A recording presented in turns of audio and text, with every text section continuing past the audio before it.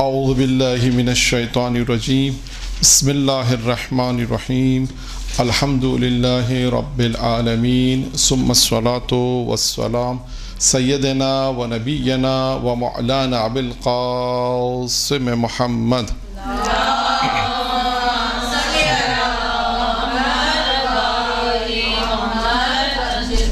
وآل بیتہ الطیبین الطاہرین اما بعد قال نبی کریم صلی اللہ علیہ وآلہ وسلم انا مدینۃ وعلی بابھا. درود پڑھے محمد وآل محمد.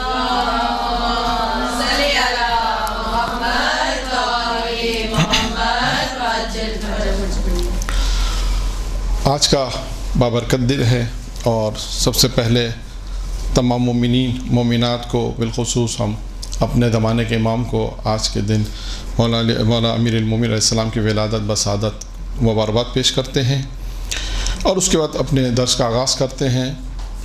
آج کا جو درس ہے وہ امیر المومنین سے مربوط ہے اور آج جس روایت کو انتخاب کیا ہے وہ روایت یہ ہے کہ جس میں پیغمبر اسلام نے ایک سوال کیا اور بعد میں پھر وہ سوالات بڑھتے گئے نہیں. یعنی یوں کہیے کہ آج کا جو درس اس کو عنوان ہے کہ 10 بڑی نعمتیں امیر المومنین کی زبانی. 10 بڑی نعمتیں امیر المومنین کی زبانی. روایت اس طرح سے ہے کہ پیغمبر اسلام مسجد میں تشریف فرما ہے، صحابی بیٹھے ہیں. پیغمبر اسلام نے صحابیوں سے ایک سوال کیا. اللہ کے رسول نے سوال یہ کیا کہ تمام لوگوں سے سوال یہ پوچھا کہ یہ بتاؤ کہ اللہ کی سب سے بڑی نعمت کون سی ہے؟ اگر یہ سوال آپ سے ہی پوچھا جائے تو کیا جواب دیں گے؟ مولا کی ولایت.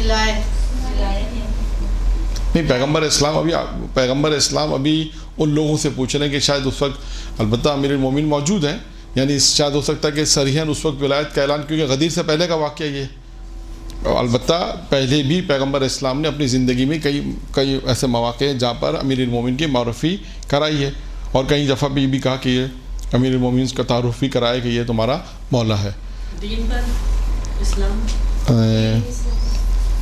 اور کے گھرانے میں پیدا کیا. نہیں، یہ اب دیکھیں پیغمبر اسلام لوگوں سے پوچھ رہے ہیں، اپنے صحابیوں سے پوچھیں. اس ماحول کو آپ توجہ، اس ماحول کو ذہن میں رکھیے. آج کا ولایتی ماحول نہیں، ہاں اس سے کم وحدانیت بھی ہے، اس سے آگے جلتا ہے. وحدانیت تو نہیں کہہ سکتے، ہاں وجود، انسانی وجود. یعنی پیغمبر اسلام نے اب روایت بیان کرتا ہوں. پیغمبر اسلام نے سوال یہ پوچھا کہ تمام صحابیوں سے بتاؤ اللہ کی سب سے بڑی نعمت کون سی ہے؟ تو ہر صحابی نے اپنے اعتبار سے بیان کہا. کسی نے کہا کہ مال ہے، کسی نے کہا دولت ہے، کسی نے کہا عزت ہے. مختلف چیزیں جو لوگوں کی اپنی نگاہ میں تھیں انہوں نے ان چیزوں کو بیان کیا. جب پیغمبر اسلام کو اپنا مطلوبہ جواب نہیں ملا تو پیغمبر اسلام نے کہا یا علی تم بتاؤ اللہ کی سب سے بڑی نعمت کون سی ہے؟ تو امیر المومنین نے ارشاد فرمایا اللہ کی سب سے بڑی نعمت ہے کہ اللہ نے انسان کو عدم سے وجود کا لباس بخشا. انسان کا یہ وجود میں آنا یہ سب سے بڑی نعمت ہے. دیکھیں یہ نعمت ہوگی تو باقی دوسری نعمتیں ہیں نا. اگر انسان نہیں ہے تو پھر ولایت بھی کیسے قبول کرے گا؟ تو جنت کے لیے کام کیسے کرے گا؟ آزمائش کیسے دے گا؟ تو امیر المومنین نے فرمایا کہ اللہ کی سب سے بڑی نعمت کون سی ہے؟ اللہ کی سب سے بڑی نعمت کیا ہے؟ انسانی وجود. یعنی عدم سے انسان کا وجود میں آنا، یہ وجود جو وجود ہے انسان ہے، یہ سب سے بڑی نعمت ہے. اور یہاں پر میں خود امیر المومنین کی بھی ایک روایت بیان کرتا چلوں جس میں امیر المومنین نے یہ انسانی وجود کو اللہ کے وجود کے اوپر بھی ثابت کیا. یعنی اللہ کا جو وجود ہے، لوگ دلیل مانگتے ہیں نا کہ اللہ کے وجود کی کیا دلیل ہے. تو امیر المومنین کے پاس ایک فلسفی آیا اور آنے کے بعد اس نے امیر المومنین سے ایک سوال پوچھا. اپنے شاگردوں کے ساتھ آیا اور کہا کہ میں علی سے ایسا سوال پوچھوں گا کہ وہ جواب نہیں دے سکیں گے. یہ سوال اپنے شاگردوں سے کہا. اس کے بعد علی علیہ السلام کی خدمت میں پہنچے اور علی سے سوال کیا کہ بتائیے وجود خدا پہ کیا دلیل ہے. کیا سوال کیا؟ वजूद खुदा पे क्या दलील है? अमीर अल-मोमिनीन ने क्या कहा? अमीर अल-मोमिनीन ने उससे सवाल ये पूछा और कहा बताओ तेरा वजूद है? पहला सवाल सिंपल सवाल पूछा। अमीर ने पूछा बताओ तेरा वजूद है? उसने कहा मेरा वजूद है। मैं कैसे अपने वजूद का कैसे इनकार कर, कैसे मैं कहूँ मैं नहीं हूँ? तो मैं हूँ। तो उसने कहा कि हाँ मेरा वजूद है। अली ने दूसरा सवाल पूछा कि ये बताइए, अली का ये बता कि तेरा वजूद खुद बे खुद वजूद में आया या किसी ने इसे वजूद दिया? क्या सवाल पूछा? तेरा वजूद खुद वजूद में आया या किसी ने वजूद दिया? वो वहां से उठा और वापस आ गया। तो शागिर्दों ने कहा कि तुम तो ये कह रहे थे कि तुम अली से ऐसा सवाल करो कि अली जवाब नहीं दे सकेंगे, जवाब तो तुमने नहीं दिया। तो उसने कहा अली ने मुझे बोलने का मौका ही नहीं दिया। और उसने कहा कि माजरा क्या हुआ? हम तो नहीं समझे। कहा देखो अली से मैंने पहला सवाल पूछा कि बताओ, पहला सवाल ये पूछा कि बताओ कि अली ने मुझसे पूछा तेरा वजूद है, तो मैं कैसे कहूँ मैं नहीं हूँ? मुझे कहना पड़ा कि मैं हूँ। मैं नहीं कह सकता कि मैं नहीं हूँ, तो मुझे कहना पड़ा कि मैं हूँ। अली का दूसरा सवाल क्या था कि तेरा वजूद खुद ब खुद वजूद में आया या किसी ने इसे वजूद दिया? तो मैं फ़लसफ़ी हूँ और फ़लसफ़ियों का कानून ये है कि कोई चीज़ खुद ब खुद वजूद में नहीं आती। तो मुझे ये कहना पड़ता किसी ने मुझे वजूद दिया। तो अली का सवाल वो था कि उसको किसने वजूद दिया? फिर अगर मैं कहता वो चीज़ खुद ब खुद वजूद है तो मुझे ये कहना पड़ता उसको फिर किसी ने वजूद दिया। तो बिलाखिर कहीं ना कहीं जाके मुझे किसी वजूद पे रुकना पड़ता। तो अली कहता वही अल्लाह का वजूद है। सुभान अल्लाह। ये अमीरुल मोमिनीन। तो अल्लाह की सबसे बड़ी नेमत क्या है? अल्लाह की सबसे बड़ी नेमत ये कि अल्लाह ने इंसान को अदम से वजूद बख्शा। ये वजूद का लिबास अल्लाह ने इंसान को वजूद का लिबास दिया है। पैगम्बर ने कहा या अली तुमने बिल्कुल ठीक कहा। अब बताओ अल्लाह की दूसरी बड़ी नेमत कौन सी है? अब अल्लाह की दूसरी बड़ी नेमत कौन सी है? अमीरुल मोमिनीन ने कहा अल्लाह की दूसरी बड़ी नेमत यह है कि अल्लाह ने हमें नबातात और जमातात की तरफ नहीं बनाया। अल्लाह ने हमें नबातात और जमातात की तरह नहीं बल्कि हमें एक रूह और जिस्म दिया है, जान दी, एक बदन दिया है। हमें एक रूह, अल्लाह ने रूह अता की है और एक जिस्म दिया है। आप देखिए ये रूह और जिस्म ये जो जान है इंसान की, आप देखिए ये दो चीज़ें हैं। रूह क्या है? नज़र नहीं आती, लेकिन इंसान के अंदर रूह मौजूद है। ये जिस्म है जो सामने नज़र आता है, जिसमें जान है, जो बॉडी हरकत करती है। फिज़िकली तौर पे इंसान इबादत करता है, नमाज़ पढ़ता है, रोज़े रखता है, सारी इबादत फिज़िकली तौर पे इंसान अंजाम देता है। ये इसके जिस्म जो बॉडी अल्लाह ने दी है ये वो। अब यहाँ पर भी खुद अमीरुल मोमिनीन अली इब्न अबी तालिब अलैहिस्सलातु वस्सलाम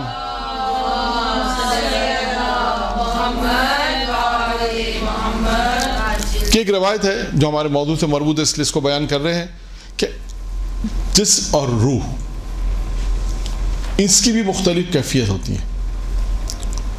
जिस्म की 6 हालतें हैं। कितनी हालतें हैं? 6 हालतें।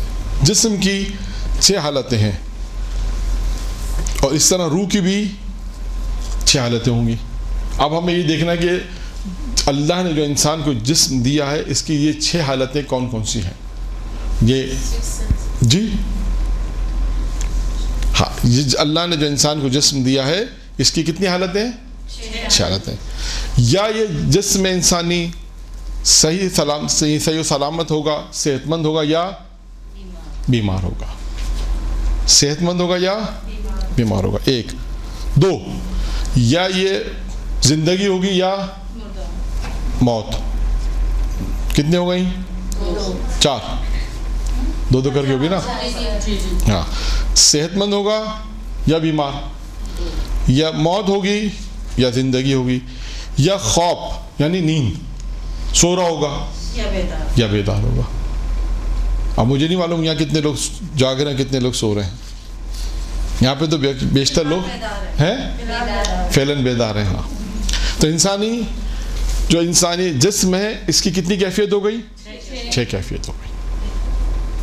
सेहतमंद, बीमार। अब इसको आप इस तरह रात कर लेंगे आपको। सेहतमंद या बीमार, जिंदगी या मौत, नींद बेदारी, खौफ या बेदारी। खौफ सोने को कहते हैं, یہ 6 حالتیں انسان کی باڈی کی ہیں، جسم کی 6 حالتیں. آئیے اب روح کی بھی 6 حالت ہوں گی. اچھا اب روح کی بھی 6 حالتیں کون سی ہیں؟ یا روح انسانی روح سے تندرست ہوگی یا انسانی روح بیمار ہوگی. تو اب سوال ہے کہ انسانی جو روح ہے اس کی سلامتی کیا ہے؟ دیکھیں اگر ظاہری اعتبار سے انسان صحت مند ہے تو آپ کو نظر آ رہا ہے بات چیت کر رہا ہے، صحت مند ہے نظر آ رہا ہے بات چیت کر رہا ہے. خدا نخواستہ بیمار ہوتا ہے تو وہ بات نہیں کر سکتا اور بستر پر ہوتا ہے، بخار ہوتا ہے. تو یعنی 2 کیفیتیں ہیں جو انسان کی باڈی سے واپس ہے. اسی طرح روح کے لیے بھی فرمایا کہ روح بھی صحت مند ہوگی. اچھا اب سوال ہے کہ روح کی سلامتی کیا ہے؟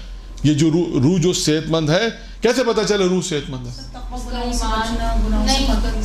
سر معرفت پروردگار، سر روحانیت، یہ سب چیزیں کہاں جا کے ختم ہوتی ہیں؟ ایمان ایک اور ہے، ایمان جا کے کہاں پر اینڈ ہوتا ہے؟ اس کا نام ہے یقین. روح کی جو سلامتی ہے اس کا کیا نام ہے؟ یقین کی منزل. یعنی جو انسان یقین کی منزل پر ہوگا، اس کا یقین کی منزل پر ہوگا، اس کا مطلب کیا؟ اس کی روح سلامت. اب غیر یقینی نہیں کہیں گے، اس سے ہم کہیں گے شک. شک جسے خدا نخواستہ شک کی بیماری ہوتی ہے نا، جسے بہت سے لوگوں کو آپ نے دیکھا وضو میں، طہارت میں، بالآخر وضو وغیرہ میں زیادہ پانی پہنچا نہیں پہنچا 6 دفعہ ڈالتے ہیں، 8 دفعہ 10 دفعہ. ہاں بس یہ بھی مسئلہ ہے. تو خیر یہ مسائل ہوتے ہیں. تو یا یہ شک ہوگا طہارت وغیرہ کا، یا انسان کے ایمان کا شک ہوگا یہاں پر. یعنی انسان کی روح، یا تو یہ بھی ہو سکتا ہے کہ انسان کی روح ہاں نبی ہاں یہ یہاں پر مراد یہ ہے، کیونکہ یقین پختہ معنوں میں کہ اللہ پہ یقین مائنڈ میں آتے رہتے ہیں کہ یہ چیز ہم نے غلط کری ہے، ہو سکتا ہے یہ ٹھیک ہو. اس طریقے نہیں، دیکھیں ایک دفعہ ہوتا ہے کہ آپ کا یقین، دیکھیں آپ کا یقین اللہ پر ہے، یہ بات طے ہے. اب آپ کو شک کس چیز کا ہو رہا ہے؟ یہ شک نہیں ہو رہا کہ اللہ ہے یا نہیں ہے. آپ کو طاقتور اتنے تھے کہ نہیں تھے، بس ایسے تو نہیں کہہ دیا حضرت عباس کی فضیلت ہے یا نہیں ہے، یا کچھ اور نہیں. یہ وہم ہوتا ہے، عموماً لوگوں کو وہم ہوتا ہے. شک نہیں کہہ سکتے کیونکہ جس کا یقین علی پہ ہوگا اس کی، یا عموماً تقریباً ہاں عموماً ایسا ہے کہ لوگوں کو اس بات پہ یقین ہے کہ وہ بہادر تھے. اصل میں دیکھیں ہاں دوسرے لوگوں کے لیے بھی یہ ہو سکتا ہے کہ وہ شک کرتے ہیں، دوسرے لوگ ہو سکتا ہے اس بات پہ شک کریں. بالکل صحیح کہہ رہے ہیں کہ یہ عام مومنین تو یقین رکھتے ہیں، لیکن دوسرے لوگوں کے وہ بعض اوقات خدا نخواستہ بعض باتیں ایسی کہہ بھی دیتے ہیں ان کی شان میں کہ کیسے ممکن ہے کہ کام ایسے کیسے کر دیا علی نے، امیر المومنین نے کام کیسے کر دیا، یا امام حسین نے کام کیسے کر دیا. تو اس کا مطلب ہم کہتے ہیں ان کی روح ابھی بیمار ہے. یہ شک کی روح ان کی شک کی شکار ہے، یعنی روح ان کی بیمار ہے. یعنی یہ بتانا چاہتے ہیں امیر المومنین روایت میں یہ بتانا چاہتے ہیں کہ روح کی بھی جو 6 صورتحال ہیں جو جسم کی طرح ہیں، تو وہ کیا صورتحال ہے، کنڈیشن کیا ہے؟ جیسے بدن تو آپ کو نظر آ رہا ہے، سوتا ہوا نظر آ رہا ہے کہ بدن سو رہا ہے خواب میں مثلا، یا تندرست ہے. تو روح کیسے تندرست ہوگی؟ کیسے پتہ چلے کہ انسان کی روح بھی تندرست ہے؟ یہ کیسے پتہ چلے گا؟ امیر نے فرمایا روح کی تندرستی انسان کے یقین پر. جس آدمی کا اللہ پہ یقین، رسول پہ یقین، ولایت پہ یقین، قیامت پہ یقین، ان چیزوں پہ جن کا یقین ہو کہ ہاں یقین. دیکھیں بہت سے لوگ یقین پختہ ہوتا ہے. ابھی وقت نہیں ہے ورنہ میں آپ کو اشارہ کر دوں ایک واقعے کا. آپ نے سنا روح الحیات میں علامہ مجلسی نے لکھا، یہ روایت بھی روح الحیات میں ہے جو میں بیان کر رہا ہوں، یہ 10 نعمتوں والی روایت، یہ بھی علامہ مجلسی نے روح الحیات میں لکھی. وہ یہ روایت بھی یقین کہ پیغمبر اسلام جب اپنے صحابی کے ساتھ نماز ظہر کے بعد کہتے ہیں نکلے باہر، کیا دیکھا کہ ایک شخص نے اپنے قمیض یا کرتا اتارا ہوا ہے اور زمین پہ اس عرب کی گرمی شدید دھوپ میں زمین پر اپنے آپ کو مسل رہا ہے، لیٹ رہا ہے. تو اللہ کے رسول نے پوچھا تو کیا کر رہا ہے؟ تو کہا میں اپنے نفس کو مزہ چکھا رہا ہوں. پھر اللہ کے رسول سے سوالات کی، کہا کہ میں جنت کو بھی دیکھ رہا ہوں، جنت میں لوگوں کو نعمتیں جو ہے وہ دیکھ رہا ہوں، جہنم میں دیکھ رہا ہوں کہ لوگ کے ساتھ جب آنکھیں بند کرتا ہوں اور آنکھیں کھولتا ہوں سارے مناظر دیکھتا ہوں. یہ میں آپ کو سرسری سے واقعہ سنا رہا ہوں جو. تو اس وقت اللہ کے رسول نے اپنے صحابیوں سے کہا کہ یہ یقین کی منزل پہ پہنچ گئے. کتاب خود ایک کتاب کا نام ہے آیت اللہ دستگیر کی کتاب، اس کا نام ہی یقین رکھا ہے. اس میں دیکھیں یقین کے واقعات ملیں گے آپ کو، یقین کسے کہتے ہیں، خود ایک موضوع ہے یقین. تو یقین وہ چیز ہے جو انسان ایک پہنچتا ہے، جیسے یعنی سلامتی روح، یعنی اس کا مطلب کیا ہے؟ یقین. وہ آدمی یقین کی منزل پر ہے، نمبر 1. نمبر 2، اس کی روح اگر بیمار ہے تو اس کا کیا مطلب ہے؟ شک میں مبتلا ہے، یعنی عقائد کے اعتبار سے. نمبر 3، انسان کی जिस्म, इंसान का जिस्म जो होगा या मौत में होगा या ज़िंदगी में, इसी तरह रूह भी मर्ग में होगी यानी मौत में होगी या ज़िंदगी में होगी। अब हमें कैसे पता चले कि इंसान की ये रूह है, ये रूह जो है मर गई है, कैसे पता चले, क्या दलील है? का जहालत, जहालत, और उसके मुकाबिल में क्या है? इल्म। तो ज़िंदगी, रूह की ज़िंदगी किस में है? इल्म में। और रूह की मौत किस में है? जहालत। यानी अगर किसी का इल्म नहीं होगा तो हम क्या कहेंगे? इसकी रूह मुर्दा है, नहीं कहते इसकी रूह मर गई है। इसका मतलब क्या? इल्म नहीं है। और जो बहुत से लोग होते हैं जिनकी रूह शाद होती है, कहते हैं इनके पास इल्म है, इसका मतलब इनकी रूह शाद है, रूह जिंदा है, जिंदगी और मौत। और आखिरी चीज़ क्या रह गई? ख्वाब और बेदारी। इंसान जैसे सोता है पता चल जाता है, इंसान जागता है पता चल जाता है, इसी तरह रूह भी इंसान की जागती है और सोती है। रूह का जागना यानी ख्वाब, नींद। अगर रूह सो रही है तो क्या मतलब है इसका? ये इंसान गफलत में। नहीं कहते कि इसको बेदार करो। एक देखिए, एक जुमला है कहीं किसी किताब में पढ़ा था कि सोते हुए इंसान को उठाना आसान है, गफलत से किसी को बेदार करना मुश्किल होता। ये है। तो रूह, अगर इंसान की रूह गफलत में है, इसका मतलब है उसकी रूह जो है वो ख्वाब है यानी नींद में, गफलत में। और रूह अगर बेदार है, इसका क्या मतलब है? इंसान होशियार है, अपनी इन तमाम चीज़ों की हिफाजत कर रहा है जो हमने पढ़ी, होशियार है, समझदार है, हिफाजत करता है इन चीज़ों की जो हमने पढ़ी हैं, 5 चीज़ें। इसका मतलब है इसकी रूह बेदार है। ये दूसरी बड़ी नेमत का जिक्र आया था, तो मैंने एक रवायत ज़िमनी तौर पे, वो भी अमीर मोमिन की रवायत थी, वो आपके सामने बयान की कि दूसरी बड़ी नेमत क्या है? दूसरी बड़ी नेमत यह है कि अमीर ने फरमाया अल्लाह ने इंसान को रूह और जिस्म और ये जान चीज़ें अता की हैं। पैगम्बर ने फरमाया अली तुमने बिल्कुल ठीक कहा। तीसरी बड़ी नेमत का, तीसरी बड़ी नेमत कौन सी है? अमीर ने फरमाया अल्लाह ने इंसान को तीसरी बड़ी नेमत दी है। वो क्या दी है? कि इंसान को एक ख़ास शक्ल देकर पैदा किया है। देखिए, दरख्त की तरह नहीं है इंसान, हर इंसान एक ख़ास शक्ल देकर, अमीर ने फरमाया अल्लाह ने इंसान को एक ख़ास शक्ल देकर पैदा किया। का पैगम्बर ने कहा अली तुमने बिल्कुल ठीक फरमाया। अल्लाह की चौथी बड़ी नेमत, अल्लाह की चौथी बड़ी नेमत क्या है? हज़रत अली ने फरमाया या रसूलल्लाह, अल्लाह की चौथी बड़ी नेमत ये कि अल्लाह ने हमें हवासे ज़ाहिरिया और बातिनिया से मुमताज़ किया। ये हवासे ज़ाहिरिया जो जिसे हवासे खमसा हम कहते हैं ना, कि इंसान, हवासे खमसा क्या है? नहीं, हवासे खमसा मशहूर है,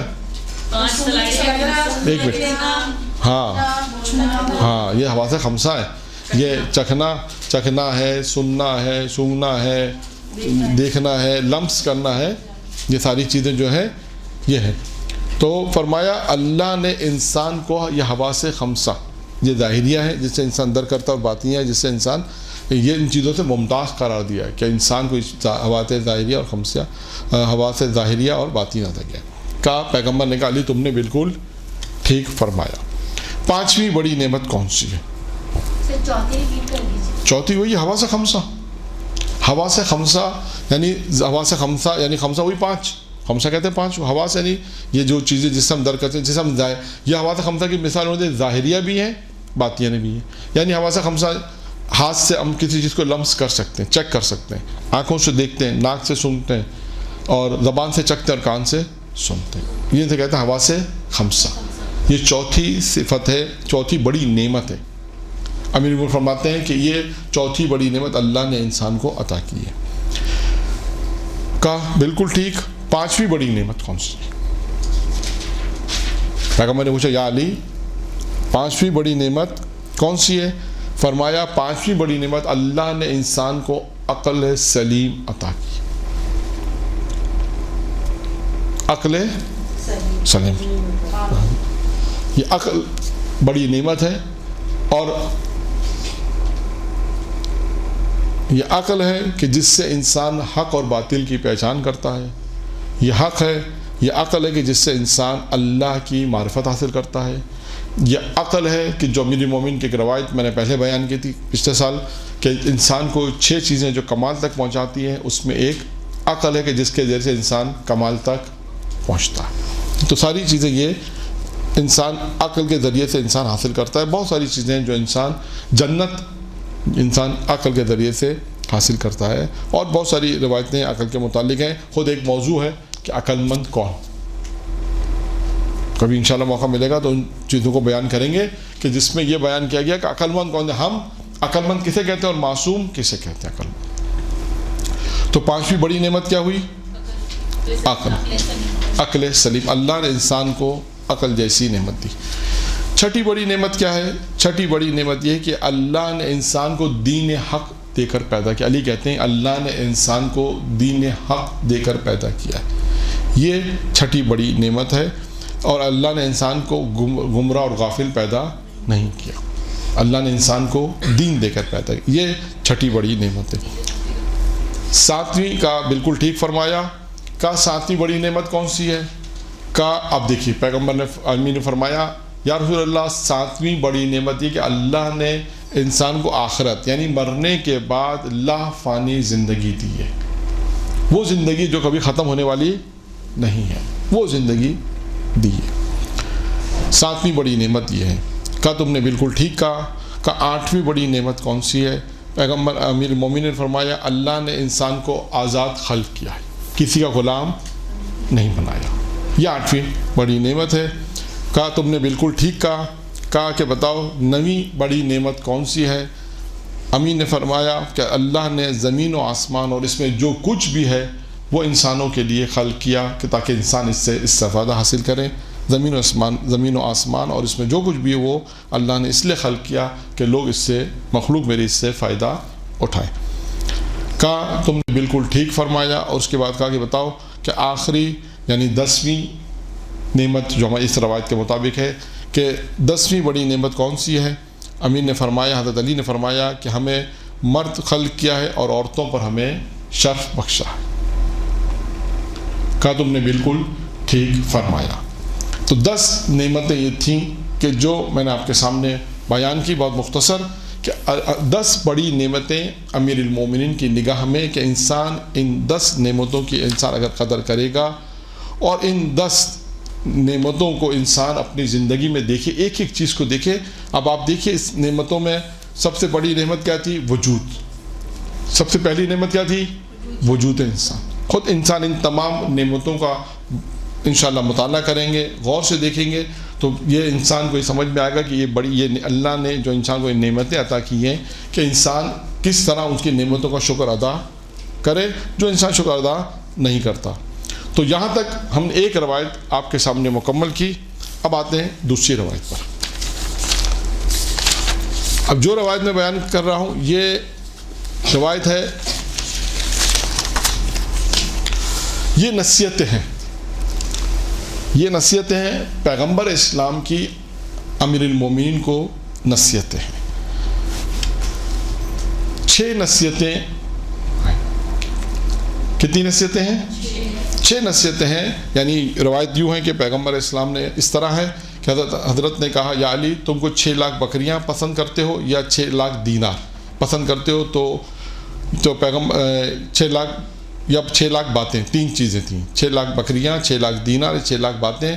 تو حضرت علی نے کہا میں یا رسول اللہ میں 6 باتیں پسند کرتا ہوں, 6 لاکھ باتوں کو. تو پیغمبر نے کہا میں 6 لاکھ باتوں کو 6 چیزوں میں منحصر کر دیتا ہوں. یعنی یہ 6 باتیں جو تم میں بیان کر رہا ہوں, 6 وصیتیں بیان کر رہا ہوں, یہ ہاں یہ روایت اس طرح سے یوں ہے کہ یا علی تم 6 لاکھ بکریوں کو پسند کرو گے یا 6 لاکھ دینار پسند کرتے ہو یا 6 لاکھ باتیں؟ تو انہوں نے کہا میں 6 لاکھ باتیں. پھر اس کے بعد رسول خدا نے کہا کہ میں 6 لاکھ باتوں کو 6 چیزوں میں منحصر کر دوں گا. یعنی 6 لاکھ باتوں کو 6 باتوں میں بیان کر دیتا ہوں. اب آپ نے دیکھنا کہ دیکھیں یہ 6 نصیحتیں کون کون سی ہیں جو بہت اہم نصیحتیں جو امیر المومنین کو پیغمبر نے کی. اور در حقیقت میں یہ نصیحتیں ہمارے لیے ہیں کہ ہم ان نصیحتوں پر عمل کریں اور دیکھیں کہ اللہ کے رسول نے امیر المومنین کو 6 نصیحتیں کون کون سی کی. نمبر 1 کہ یا علی جب تم دیکھو لوگوں کو کہ لوگ نوافل میں مستحبات میں مشغول ہو جائیں. کیا دیکھو؟ جب تم دیکھو لوگوں کو کہ نوافل میں اور مستحبات میں مشغول ہو جائے تو تم کیا کرو؟ تو تم اپنے آپ کو واجبات میں مشغول کر دو.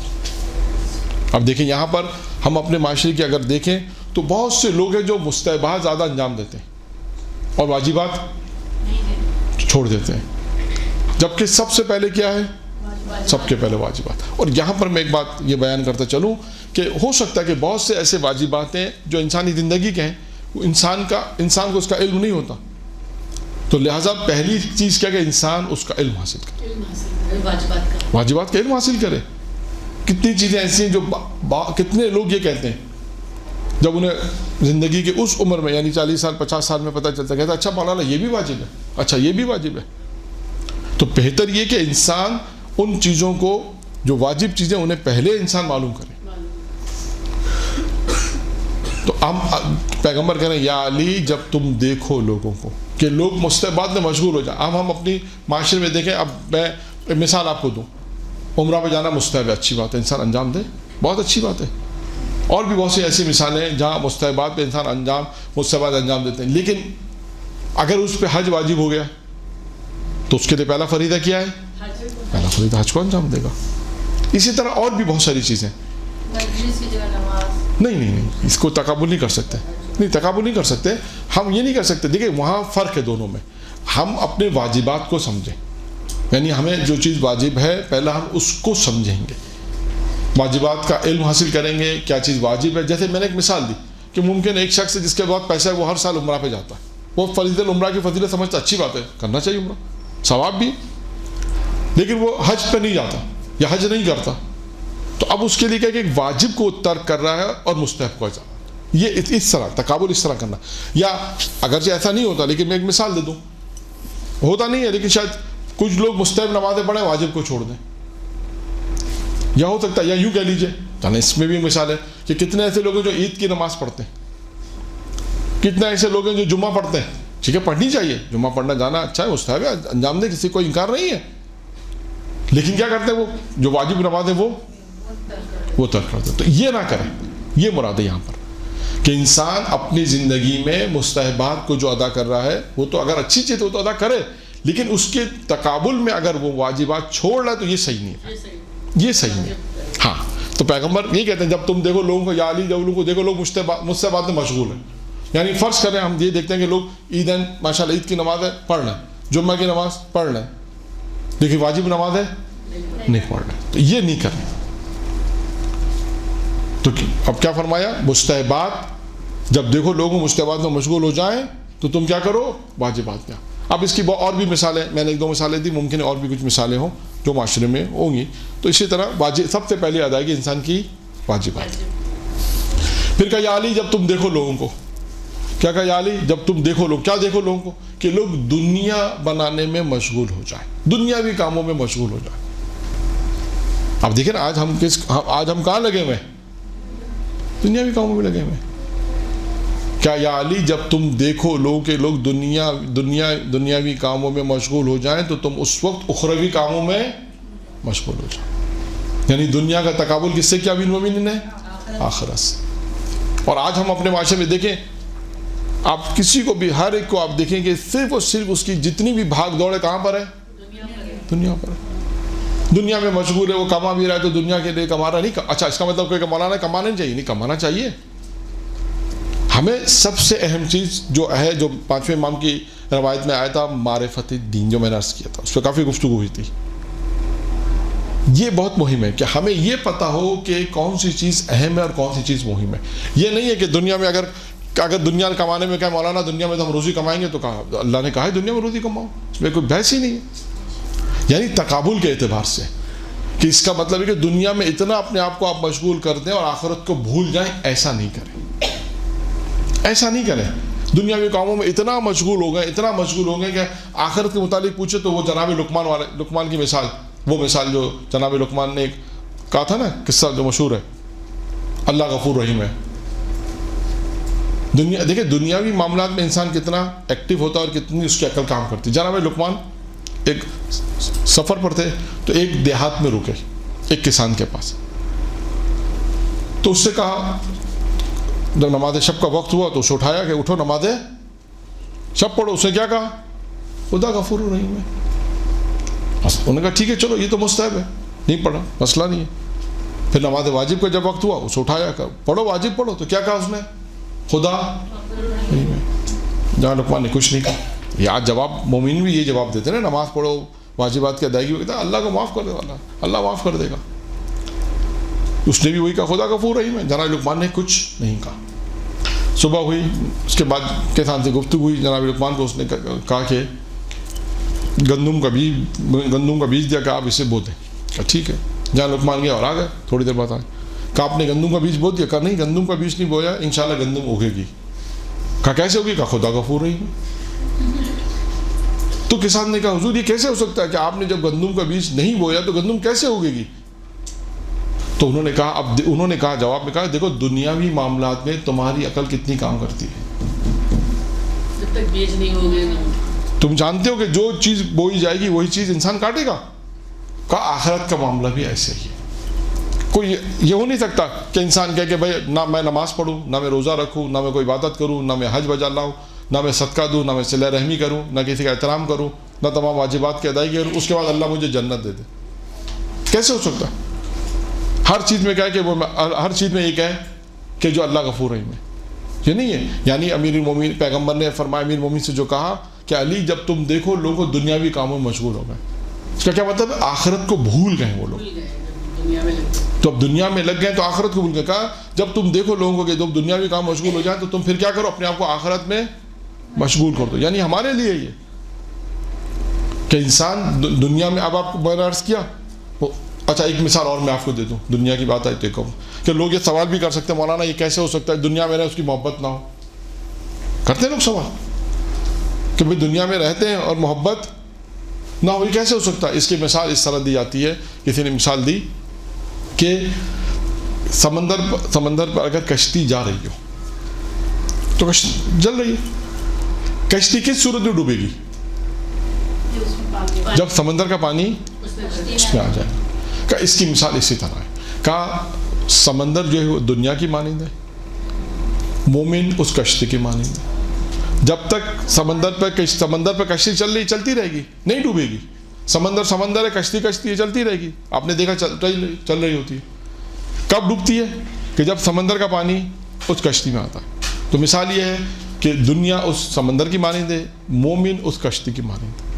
اب جب مومن کے جس طرح سمندر کا پانی کشتی میں آئے گا تو کشتی ڈوبے گی, کا اسی طرح مومن دنیا میں رہتا رہے, کوئی مسئلہ نہیں ہے. لیکن جب دنیا کی محبت اس کے دل میں آئے گی تو اس کا ایمان ڈوب جائے گا. یہ ہے مثال, یہ ہے. تو اسی طرح یہ ممکن ہے کہ انسان دنیا میں رہے اور دنیا کی محبت نہ, بالکل اسی طرح کہ سمندر کے اوپر کشتی چل رہی ہے اور کشتی نہ ڈوبے, بالکل اس کی طرح یہ مثال اسی طرح ہی. ٹھیک ہے. یہ تو دوسری صفت کیا ہوئی؟ پہلی صفت کیا ہوئی؟ پہلی نصیحت کیا ہوئی؟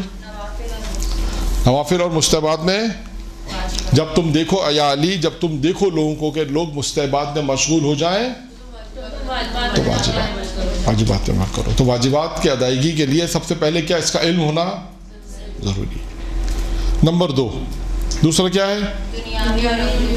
یا علی جب تم دیکھو لوگ دنیا میں مشغول ہو گئے ہیں تو تم اپنے آپ کو آخرت میں مشغول کرو, یعنی آخرت بناؤ. اب اس کی میں نے عرض کیا 2 مثالیں آپ کو دے دی کہ انسان دنیا میں رہ کر ہی آخرت بنائے گا. یہ بھی طے شدہ مسئلہ ہے. ایسا نہیں ہے کہ آخرت کو کیسے بنائے گا انسان, دنیا میں رہ کر ہی انسان آخرت کو بنائے گا. تیسری یا علی جب تم دیکھو لوگوں کے لوگ دنیا کی زیب و زینت میں لگ جائیں, دنیا کو خوبصورت بنانے لگ جائیں. دوسرا حصہ کیا ہے؟ پہلا حصہ میں ہم دنیاوی کاموں میں مشغول ہیں. دوسرا کہ یا علی جب تم دیکھو لوگ دنیا کی زیب و زینت میں لگ جائیں تو تم آخرت کی زینت میں لگ جاؤ, زیب و زینت میں آخرت کو بنانے لگ جاؤ. بھائی ہم دیکھتے ہیں دنیا میں ایک گھر ہے, اب سادہ گھر ہے, انسان سادے گھر میں رہتا ہے لیکن کوشش اگر اس کا پیسہ ہے تو کیا کرتا ہے اس گھر کو سجاتا ہے, پردے اچھے بناتا ہے, ڈرائنگ روم اچھا بناتا ہے, بیڈ روم اچھا بناتا ہے, کچن آج کل بہت اچھا بننے لگا ہے تو کچن بہت اچھا بناتا ہے. ساری چیزیں ہیں کچن کے اعتبار سے. تو ہر گھر انسان اپنے اعتبار سے بناتا ہے. تو دنیا بھی اسی طرح کیا کہا, جس طرح گھر کی زیب و زینت میں دنیا کی زیب و زینت ہوتی ہے. دنیا اچھی انسان بناتا ہے. کیا یا علی جب تم دیکھو جب تم دیکھو لوگوں کو کہ لوگ دنیا کی زیب و زینت میں لگ جائیں تو تم اس وقت آخرت کی زیب و زینت میں لگ جائیں. اب آپ دیکھیں اس میں دنیا کی بہت ساری مثالیں ہیں. دنیا میں انسان کی کتنی ساری مثالیں. انسان دنیا بنانے میں لگا ہوا ہے, انسان دنیا کو خوبصورت بنانے میں لگا ہوا ہے. اور ائمہ علیہ السلام کی جو روایتیں اور ائمہ سے روایتیں ہیں, جو واقعات ہیں, وہ سب یہی ہیں کہ آخرت کی طرف کام کرو. یہاں پر میں قصہ امام جعفر صادق علیہ السلام کا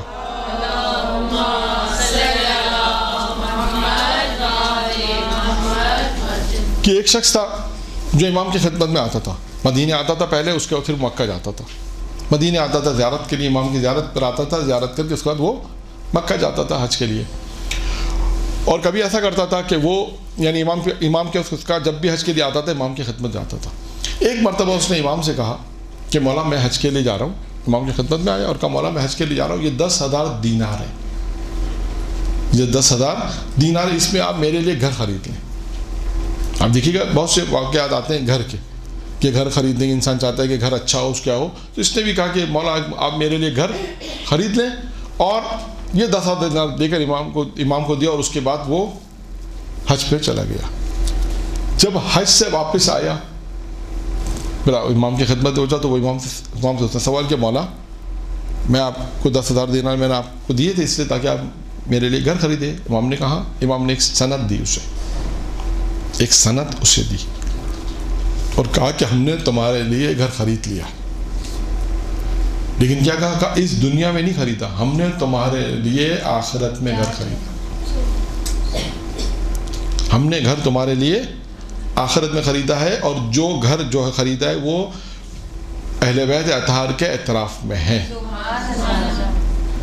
یعنی تمہارے گھر سے جو آج کے اسلام میں ہم سمجھا جنت میں جو گھر ہے, یعنی ایک حصہ اس کا امیر المومنین کے گھر سے ملتا ہے, ایک حصہ امام حسن کے گھر سے, ایک امام حسین کے, ایک رسول خدا. اس طرح ہم نے تمہارے لیے جو گھر خریدا ہے وہ جنت میں خریدا ہے, اور اعتراف ہے ائمہ معصوم علیہ السلام کے اعتراف میں یہ گھر ہے تمہارا.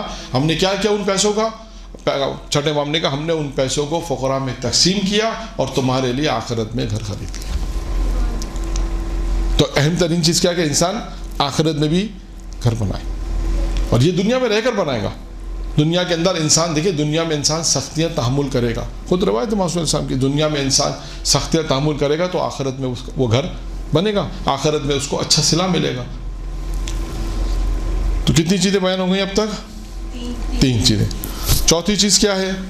چوتھی چیز ہے یا علی جب تم دیکھو لوگوں کو, یا علی جب تم دیکھو لوگوں کے لوگ ایک دوسرے کے عیب نکالنے میں مشغول ہو جائیں.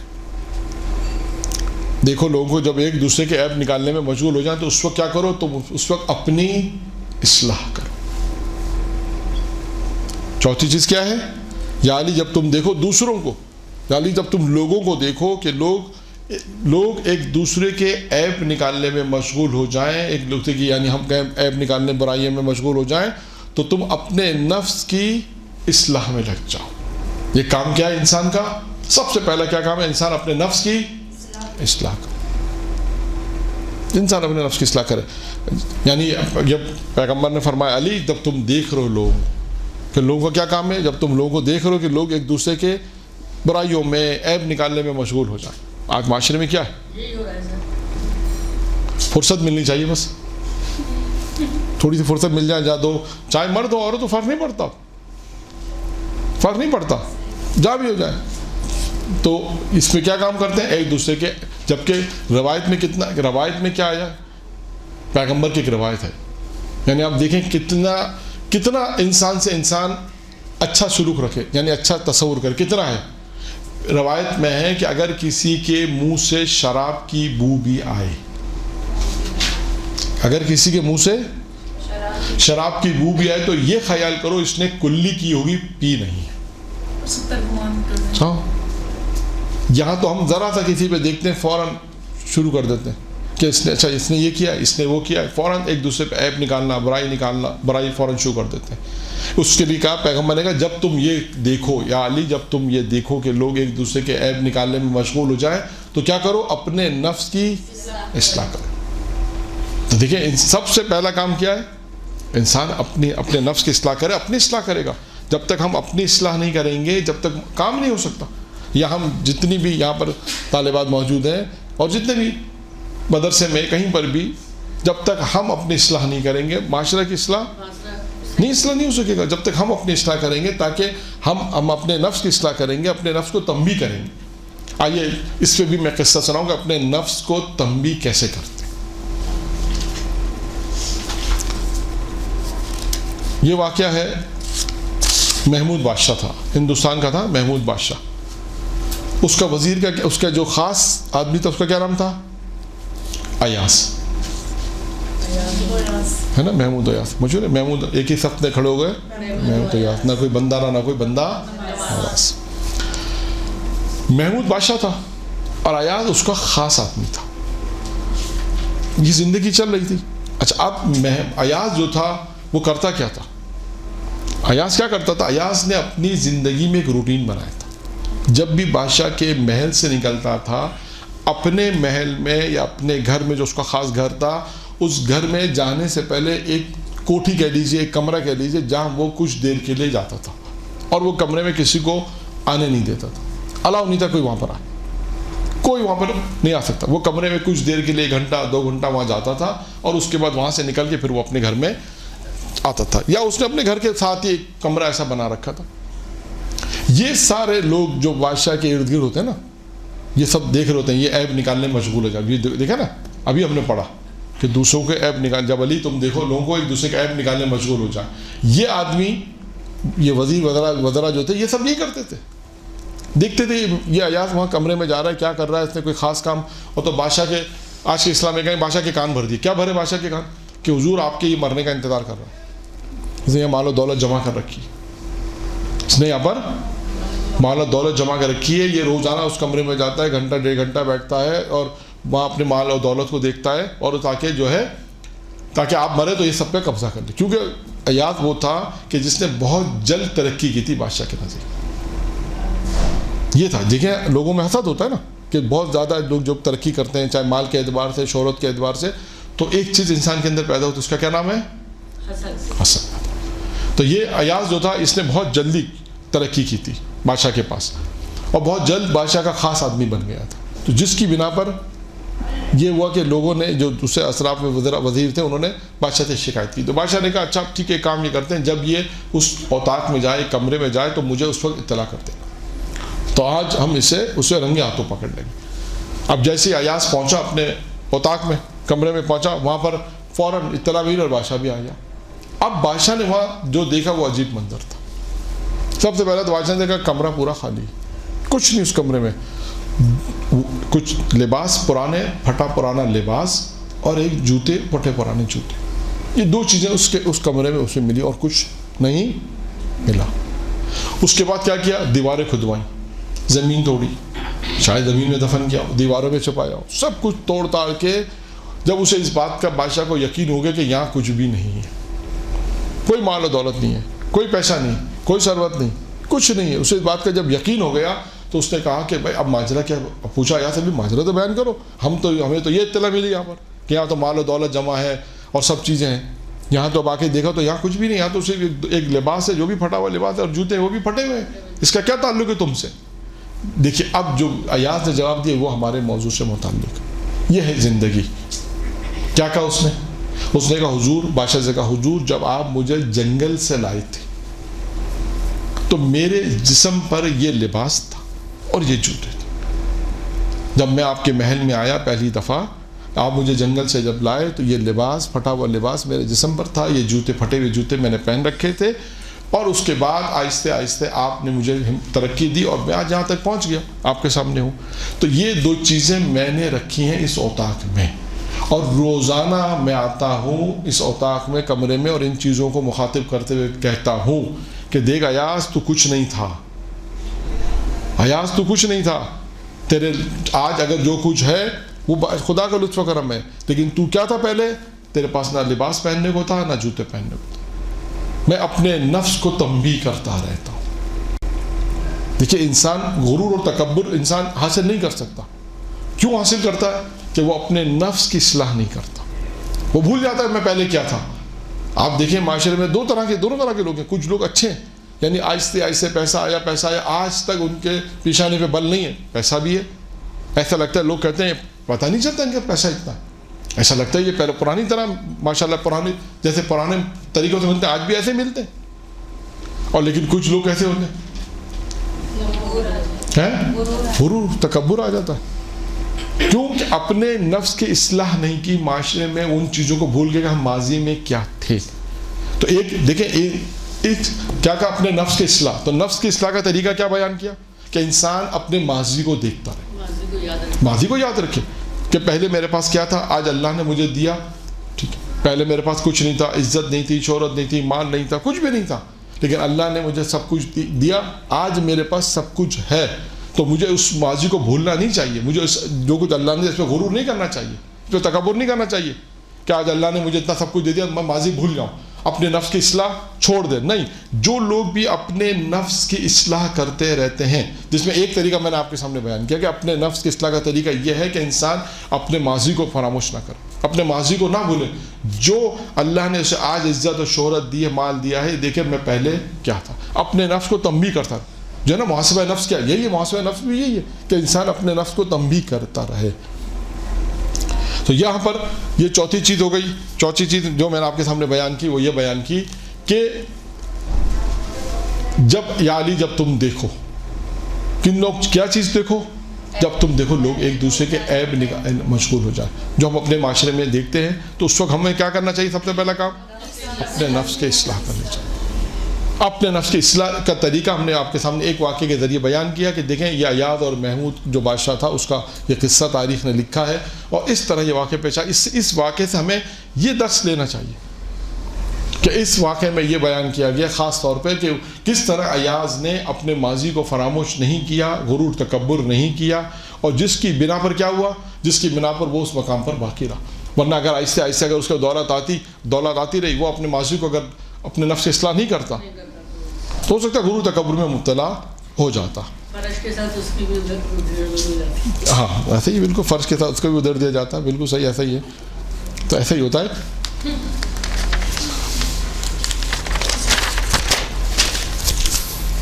अब रह गई हैं दो चीज़ें, और अब जो मुझे किस्सा बयान, दो चीज़ें जो बयान करनी है उसमें एक वाक़या है तूलानी, थोड़ा सा वाक़या है, लिहाजा इसलिए अब मैं वक्फे के बाद दो चीज़ें जो हैं, छः नसीहतें थी, चार हमने बयान की, दो रहती हैं, इन दो का मैं वक्फे के बाद बयान कर दूंगा, फिर उसके बाद दूसरी रवायत इंशाअल्लाह शुरू कर। दुरूद पढ़े मोहम्मद व आले मोहम्मद।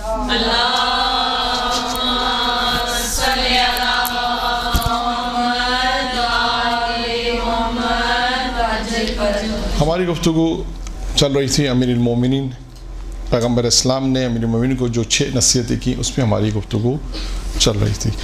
हमने अब तक आपके सामने कितनी चीज़ें बयान की, कौन कौन सी?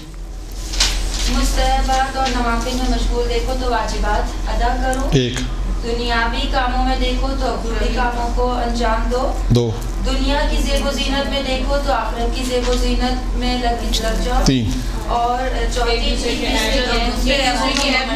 लोगों को मशगूल देखो तो अपने नफ्स की इस्लाह, नफ्स की इस्लाह करो, यानी अपनी इस्लाह करो, यानी अपने नफ्स की, यानी अपने नफ्स को तंबीह करो, जैसे मैंने आपके सामने वाक़या बयान किया। अब ये 5वां, या अली जब तुम देखो लोगों को कि लोग कसरत अमल में पड़ जाएं या कसरत अमल में मसरूफ़ हो जाएं, तो तुम उस वक्त इखलास का नमूना बन जाओ। क्या कहा? कसरत अमल, यानी बहुत नमाज़ें, बहुत ज़्यादा नमाज़ें, बहुत ज़्यादा कसरत अमल, मुख्तलिफ नमाज, दुआ, इबादत, बहुत ज़्यादा अमल करने में लग जाओ। क्योंकि देखें आप रवायत में है ना कि परवरदिगार आलम को जो है वो तादाद नहीं, क्वालिटी चाहिए होती है, क्वांटिटी नहीं बल्कि क्वालिटी चाहिए, इखलास चाहिए, ये है। तो यहाँ पर भी क्या कहा, जब तुम देखो लोगों को कसरत अमल में लोग मसरूफ़ हो जाएं। अब कसरत अमल बहुत सारे हो सकते हैं, यहाँ पर कोई एक अमल नहीं कहा, कसरत अमल में जब देखो लोग कसरत अमल में मशगूल हो जाए, तो तुम उस पर क्या करो, अपने आप को इखलास का नमूना बनाओ, यानी इखलास, खुलूस, जी एक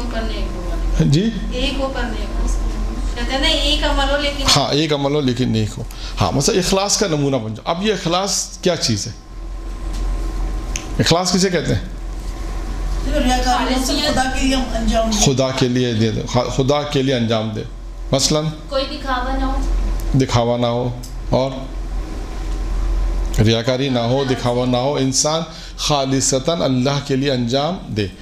اب اس اخلاص کو سمجھانے کے لیے میں آپ کو 2 واقعات بیان کرتا ہوں تاکہ دیکھیں اخلاص کسے کہتے ہیں. ویسے تو بہت سارے واقعات ہیں لیکن 2 واقعات جو تاریخ نے لکھے ہیں اور بھی کتابوں میں, مختلف کتابوں میں موجود ہیں. پہلا واقعہ ہے کہ اخلاص کسے کہتے ہیں. دیکھیں اخلاص, انسان اگر اخلاص سے کام کو انجام دے تو اس کا نتیجہ کیا ہوتا ہے. ہم نے بعد میں نتیجے تک بھی پہنچنا ہے. آیت اللہ مراشی نجفی, آپ نے نام سنا ہوگا, تقریباً آج اسی دور کے ہیں, تقریباً 90 میں ان کا انتقال ہوا, تقریباً کتنے 30 سال پہلے ان کا انتقال ہوا. آیت اللہ مراشی نجفی نے خواب دیکھا ایک, اور خواب میں انہوں نے یہ دیکھا کہ روز محشر ہے, اللہ کے رسول کہہ رہے ہیں علی تم ان شاعروں کو بلاؤ جو عرب کے شاعر ہیں, انہیں بلاؤ تاکہ وہ کلام پڑھیں. اس کے بعد کہا علی تم اہل فارس کے شاعر کو بلاؤ, جو فارس کے رہنے والے ہیں شاعر, انہیں بلاؤ اور وہ اپنا کلام پڑھیں. آقا مرشی کہتے ہیں کہ میں نے دیکھا کہ امیر المومنین نے تبریز کا ایک شاعر شہریار, یعنی ایک شاعر تھا جو شہریار جس کا نام تھا, امیر المومنین نے اس سے کہا کہ تم نے وہ کلام پڑھو جو تم نے میرے لیے لکھا. واقعے کو غور سے سنیں, دیکھیں توجہ اس میں. کیا کہا آقا مرشی خواب دیکھ رہے ہیں, خواب میں یہ دیکھ رہے ہیں کہ پیغمبر اسلام نے امیر المومنین سے کہا کہ علی ان شاعروں کو بلاؤ جو اہل عرب سے تعلق ہے, ان سے کو کلام پڑھ لیں.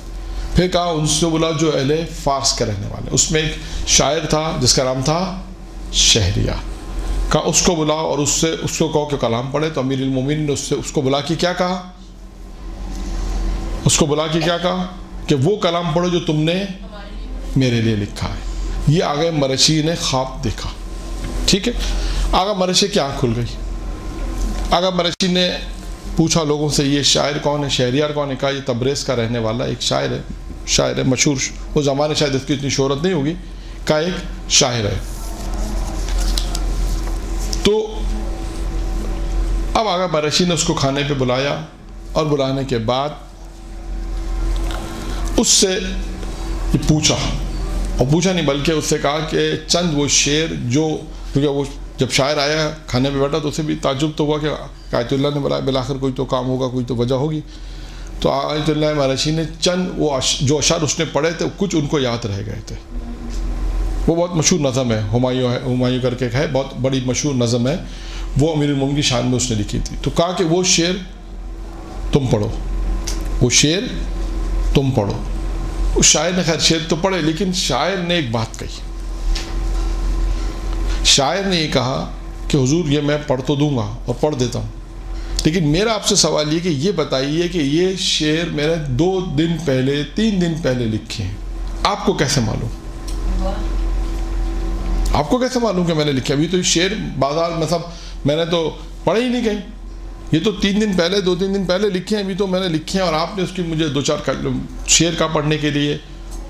تو اب میرا آپ سے یہ سوال ہے کہ آپ کو کیسے معلوم کہ میں نے یہ شعر علی کی شان میں لکھے؟ اب دیکھیں ہے نا سوال, ایک شاعر ہے, ایک آیت اللہ ہے. تو آیت اللہ نے اپنا پورا خواب بیان کیا. کیا کیا؟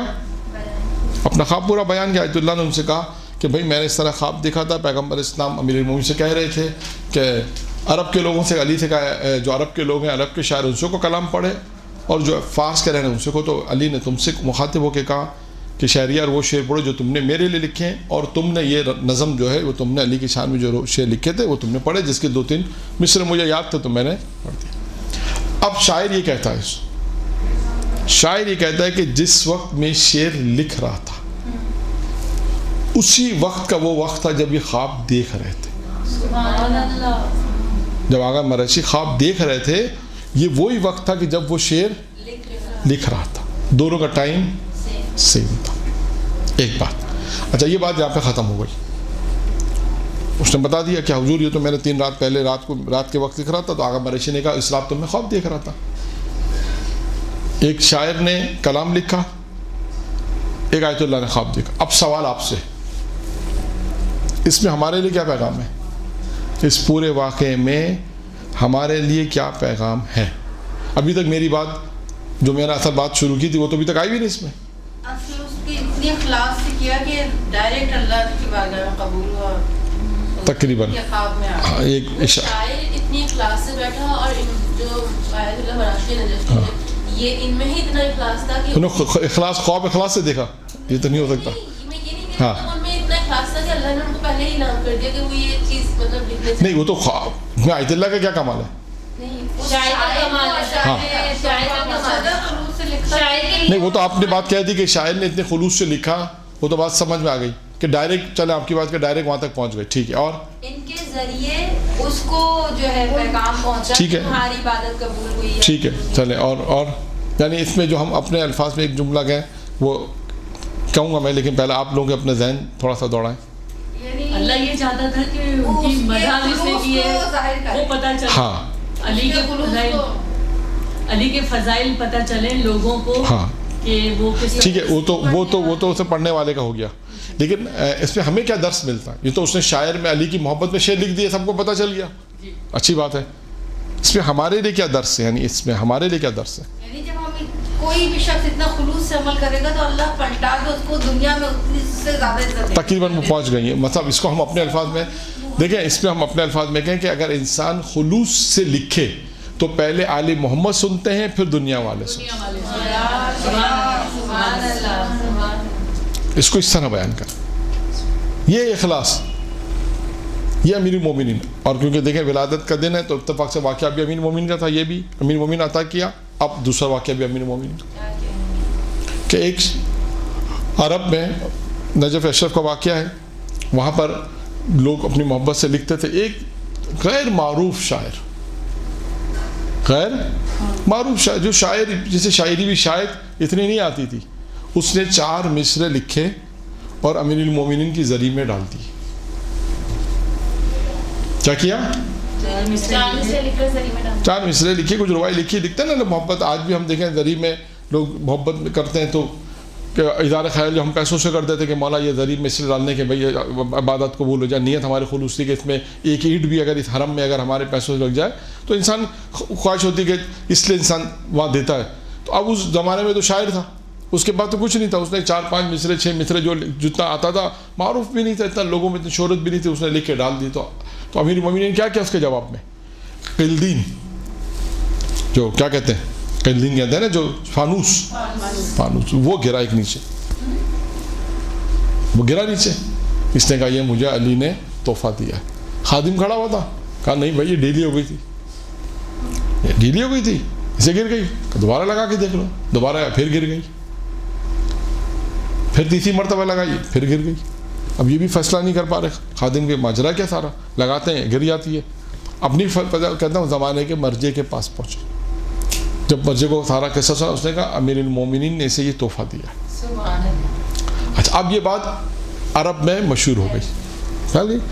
جیسے ابھی اگر آج ہمارے علاقے میں کوئی واقعہ اگر مشہور ہو جائے, زری پہ کوئی چیز نورما ہو جائے تو ہر حد نہیں ہاں پہنچ جائے گا دیکھے گا. تو اچھا اس زمانے میں جو بڑے بڑے شاعر تھے وہ سب ایکٹیو ہو گئے کہ بھئی ایک شاعر تھا, اس کو تو کوئی جانتا بھی نہیں, نہ تو اسے کوئی نہ مصرع کہنا آتا ہے, نہ اس نے مصرے کے اندر کوئی نہ قافیہ کا اسے پتہ ہے, نہ اسے کچھ بھی نہیں معلوم اسے. تو اس نے تو 4-5 مصرے کچھ لکھ دیا, علی نے اسے قلدین دے دی. واہ بھائی, اب بڑے بڑے عرب کے بڑے بڑے شاعر آئے, بڑے بڑے شاعر جنہوں نے بڑے بڑے دیوان امیر المومنین کی شان میں لکھے اور زری میں ڈال دی. قلدین تو کیا کہتے ہیں کہ ایک بلب بھی نہیں گرا ان کے لیے. اب وہ لکھ رہے ہیں قلدین کہتے ہیں نا, فانوس کہتے ہیں, فانوس تو کیا ایک بلب بھی نہیں گرا. اب بڑے بڑے شاعر دیوان لکھ رہے ہیں, آ رہے ہیں زری میں ڈالتے جا رہے ہیں. ایک شاعر کے خواب میں کہتے ہیں امیر المومنین آئے, بڑے شاعر کے خواب میں, بڑے خواب. امیر المومنین نے امیر المومنین سے شکوہ کیا, شکایت کی کہ مولا یہ بات تو کنفرم ہو گئی کہ آپ کو شاعری کا ذوق نہیں. کیوں؟ ارے مولا اس نے کیا 4 مصرے لکھ دیے, اس کو کیا آتا ہے؟ ہم ہیں شاعر عرب کے بڑے شاعر, ہمیں دیکھیے ہمیں لکھنا آتا ہے, فصاحت و بلاغت کے شعر ہم نے لکھے, بڑے بڑے دیوان لکھ کے ڈالے, آپ نے کچھ بھی نہیں دیا. اب سنیے علی کا جواب. یہ ہے جواب جو ہمارے موضوع سے مربوط ہے. امیر المومنین نے کیا کہا؟ امیر المومنین نے کہا کہ اس نے شعر میرے لیے لکھے تھے، تم شعر اور دیوان لکھ رہے ہو کہ دین کے لیے لکھ رہے ہو. یہ فرق ہے دونوں میں. تم فانوس کے لیے لکھ رہے ہو، تمہارے لکھنے میں اور ان کے لکھنے میں یہ فرق ہے. دیکھیں وہ یہ چیزیں اخلاص سے لکھیں. جب بھی کام آپ اخلاص کے ساتھ انجام دیں گے وہ پائے تکمیل تک پہنچے گا. ہو سکتا ہے شاید دیر میں پہنچے، لیکن پہنچے گا. اخلاص ضرور رنگ لاتا ہے، بس شرط ہے کہ انسان اخلاص ہونا چاہیے. تو دیکھیں کیا نصیحت کی پیغمبر اسلام، کس کو نصیحت کر رہے ہیں؟ امیر المومنین. کیا نصیحت کی؟ یا علی جب تم دیکھو لوگ کثرت عمل میں، لوگوں کو پاؤ کثرت عمل، جب لوگ مصروف ہو جائیں تو اخلاص کا نمونہ بن جاؤ. انسان اپنے آپ کو اخلاص کا نمونہ بن جائے. دیکھیں اخلاص سے کام انجام دے. ہو سکتا ہے مشکل ہو، پریکٹیکل طور پہ بہت سے کام ہو سکتا ہے شاید مشکل ہو، لیکن اس کا فائدہ ہے. اخلاص کی 2 مثالیں میں نے آپ کے سامنے دی، کئی مثالیں اور بھی ہیں لیکن 2 مثالیں کافی ہیں. کہ دیکھیں اخلاص سے اگر کام ہوگا تو دونوں واقعات امیر المومنین کے ہیں اور دونوں چیزیں امیر المومنین سے مربوط ہیں. کہ وہاں پر بھی امیر المومنین نے کیا کہا کہ اس نے کہ علی کے لیے لکھے تھے امیر المومنین کے اخلاص میں. تو شاید جب لکھتا ہے اخلاص کے ساتھ ہوگا تو پہلے آل محمد سنیں گے پھر لوگ سنیں گے. اور یہاں پر بھی یہ کہ اخلاص کے ساتھ تھا تو امیر المومنین اسے اسی دنیا میں اجر اس کا تحفہ، یہ ہے اخلاص. اور آخری روایت کا ٹکڑا یہ ہے کہ پیغمبر کہتے ہیں یا علی جب تم دیکھو لوگوں کو کہ لوگ، یعنی لوگوں دیکھو کہ لوگ اللہ کی جو مخلوق ہے وہ آپس میں ایک دوسرے کے لیے قربت کے لیے بے چین ہو جائے، یعنی آپس میں ایک دوسرے سے تعلقات کے لیے بے چین ہو جائے. یا علی جب تم دیکھو لوگوں کو کہ لوگ آپس میں ایک دوسرے سے قربت کے لیے تعلقات کے لیے بے چین ہو جائیں تو تم اس وقت اللہ سے اپنا ارتباط پیدا کرو. یہ ہے چھٹی اور آخری چیز کیا ہے؟ یا علی جب تم دیکھو لوگوں کو، لوگ آپس میں ایک دوسرے سے قربت پیدا کرنے میں یا ایک دوسرے سے تعلقات پیدا کرنے میں بے چین ہو جائے. ہوتا ہے نا کبھی فلاں سے تعلقات پیدا کرو، فلاں سے تعلقات پیدا کرو. کیوں؟ کہ فلاں سے تعلقات پیدا کریں گے تو بہت فائدہ ہوگا، اس سے کام لیں گے، اس سے کام لیں گے. کہا جب ایک دوسرے سے جب دیکھو ایک دوسرے سے تعلقات کے لیے بے چین بے قرار ہو جائے تو تم اس وقت کیا کرو؟ اللہ سے اپنا تعلق پیدا کرو. یعنی اصل ارتباط انسان کا کیا ہے؟ کس سے ہونا چاہیے؟ اللہ سے ارتباط ہونا چاہیے. تو یہ 6 نصیحتیں تھیں پیغمبر اسلام کی امیر المومنین کو. اور آئیے پھر اس کے بعد آج کی ایک اور روایت.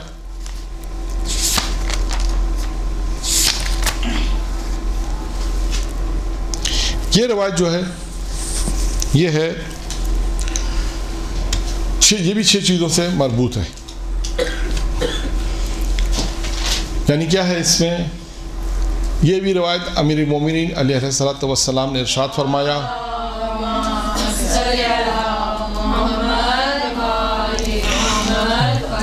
جو شخص 6 چیزوں کو اپنے اندر جمع کر لے، جو شخص 6 چیزوں کو اپنے اندر جمع کر لے تو جنت اس کی طلبگار ہوتی ہے اور دوزخ سے وہ آزاد ہو جائے گا، دوزخ سے بھاگے گا اور جنت اس کی طلبگار ہے. کیا کرے وہ؟ 6 چیزیں اپنے اندر اگر جمع کر لے تو کیا ہوگا؟ جنت کا حقدار نہیں، جنت اس کی طلبگار. فرق ہے دونوں میں. یعنی ابھی ایک روایت آئے گی، پہلے بھی ایک موضوع ہم نے توفیق ہوئی تھی پڑھنے کی، پہلے بھی ایک موضوع ہم نے پڑھا تھا وہ کون سے اعمال ہیں کہ جس کی بنا پر انسان جنت میں جاتا ہے. 14-15 عمل بیان کیے تھے، وہ کون سے عمل ہیں جس کی وجہ سے انسان جنت میں جاتا ہے. یہاں پر بھی ایک روایت ہو سکتا ہے آج بھی آئے گی ایک روایت امیر المومنین فرماتے ہیں کہ 6 چیزوں کو اپنے اندر جمع کر لو. جو شخص بھی 6 چیزوں کو اپنے اندر جمع کرے گا وہ جنت اس کی طلبگار ہو جائے گی اور دوزخ سے آزاد ہو جائے گا. اب آئیے 6 چیزیں کیا ہیں؟ سب سے پہلی چیز کیا ہے؟ امیر فرماتے ہیں جو کوئی بھی اللہ کی معرفت حاصل کر لے، اللہ کی معرفت حاصل کر لے گا، اللہ کی معرفت حاصل کرے گا تو اس کی اطاعت کرے گا. اب دیکھیں اس میں 2 پہلو ہیں ان روایتوں میں. معرفت ہوگی اطاعت. اچھا اب سوال ہے کہ معرفت کیسی ہونی چاہیے؟ یعنی معرفت کسے کہتے ہیں؟ ایک سوال یہ بھی ہے نا آپ کیا دیکھیں یہاں پہ معرفت یعنی بعض اوقات معرفت ہوتی ہے انسان اللہ کو پہچان لے. جیسے بعض روایتوں میں ہے کہ جو ہے کہ توحید میں جو بحث آتی ہے کہ اگر اللہ کو انسان نے کسی طرح بھی پہچان لیا اللہ ہے, دلیل وجود خدا پہ اس کو دلیل مل جائے تو وہ اس کے لیے کافی ہے. چھوٹی بھی دلیل مل جائے تب بھی کفایت کرتی کہ ہاں اللہ کا وجود ہے, یعنی یہی معرفت اس کے لیے کافی ہے, اس کو اللہ کی اطاعت کرے. یعنی بہت سے ایسے لوگ ہیں جنہیں آج تک شاید ہو سکتا ہے جو اللہ کو نہیں مانتے, اس کی بہت سی وجوہات ہیں. اگر اللہ کی معرفت حاصل کر لے تو اس کی اطاعت کرے گا. اب یہ معرفت کی میں ایک مثال آپ کو دے دوں. پہلی ایک مثال یہ ہے کہ جناب حضرت داؤد نے پروردگار عالم سے سوال کیا. اب دیکھیں یہاں پہ مراد معرفت کی کیا ہے. معرفت جو اللہ کی معرفت عطا کرے گا, معرفت مختلف جیسے ہو سکتی ہے. میں ایک مثال آپ کو دے رہا ہوں, ٹھیک ہے, تاکہ معرفت کا ایک پہلو یہ بھی ہے, یعنی یہ معرفت خدا کہ انسان اس طرح معرفت خدا کو حاصل کرے. یہ ایک مثال ہے. ممکن ہے آپ سوال کریں کہ معرفت سے کیا مراد ہے. دیکھیے میں نے عرض کیا توحید کی بحث میں ایک آ گیا ہے کہ اس نے اطاعت یعنی خدا کے وجود پہ اسے دلیل مل گئی, یہی کافی ہے اس کے لیے, اور اس کے بعد اطاعت اللہ کی اطاعت کرے گا. یہاں پر بھی یہی ہے کہ وہ شخص جسے اللہ کی معرفت. اب معرفت سے کیا مراد ہے؟ آئیے جناب داؤد کا قصہ. جناب داؤد نے پروردگار سے سوال کیا, کیا خداوندہ جنت میں میرا پڑوسی کون ہوگا؟ سنا ہوا قصہ آپ نے؟ کون سا قصہ ہے؟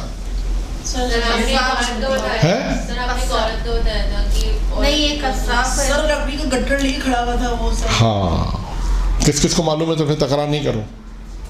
نہیں معلوم؟ اچھا پھر تو تکرار کر دیں, ٹھیک ہے. ایک ووٹ کی تو کوئی بات نہیں, اچھی بات ہے, ٹھیک ہے.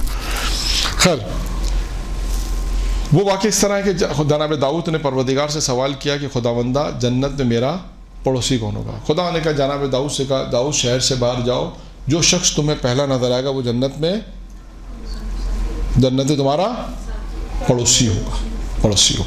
جناب داؤد نکلے شہر سے باہر, کیا دیکھا؟ جناب متا, جناب یونس کے والد جناب متا ہیں.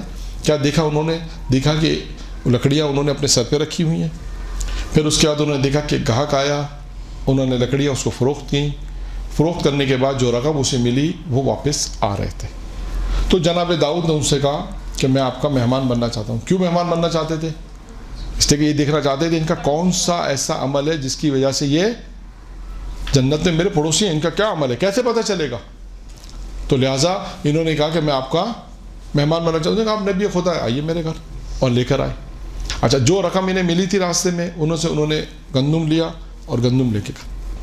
اب لکھا ہے کہ جب وہ گندم جو لیا اس کے بعد جو اس کی روٹیاں بن کے جب ان کے سامنے آئیں, یعنی کھانا کھانے سے پہلے جب روٹی بن کے اب کھانا کھانا ہے, کہتے ہیں کہ جناب داؤد نے دیکھا کہ جناب متا کے جو والد تھے, دیکھا کہ روٹی کھانے سے پہلے یعنی کھانا کھانے سے پہلے کہتے ہیں پروردگارا خداوندہ وہ لکڑیاں کاٹی, میں نے جو لکڑیاں کاٹی وہ خلق تو نے کی تھی.